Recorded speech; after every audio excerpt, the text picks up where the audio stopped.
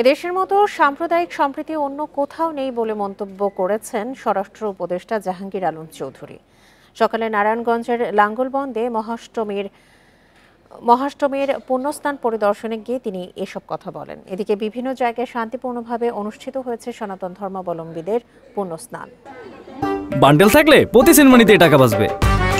বিকাশ send money bundle কিনে জিতুন প্রতি লেনদেনে।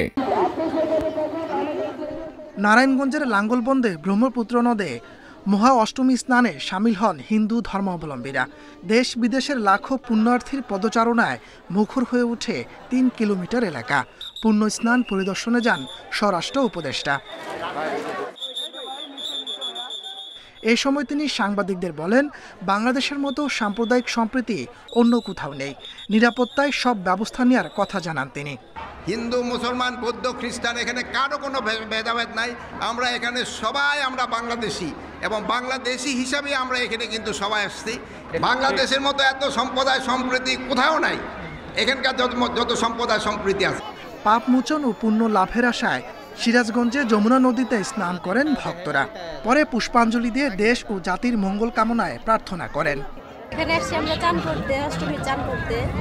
অষ্টমী চান করলে পূর্ণ লাভ হয়। দেশের জন্য, নিজের পরিবারের জন্য সবার মঙ্গল প্রার্থনার্থে স্নান করেছি।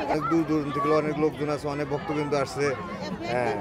এই পূর্ণস্থিতি স্নানের জন্য আমরা সবাই সবার মঙ্গল কামনা করি। বরিশালে ঐতিহ্যবাহী দুর্গাসাগরে হয়েছে পুণ্য স্নান।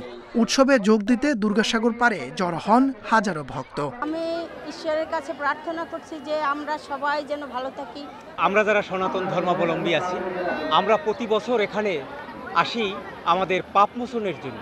ব্রহ্মপুত্রের স্নানের যে পুণ্যটা আসে, সেই পুণ্যটাই আপনার এখানে অর্জন করবেন। জামালপুরে ব্রহ্মপুত্রের দক্ষিণ প্রান্তে অষ্টমীর স্নান করেন হাজারো পুণ্যার্থী। পরিণত হয় ভক্তদের মিলন মেলায়। কিশোরগঞ্জ ও মুন্সিগঞ্জে অংশ নিয়েছে হাজারো পুণ্যার্থী।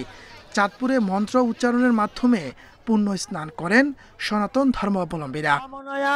গঙ্গা স্নানকালে। তাপস সরকার, ইন্ডিপেন্ডেন্ট নিউজ।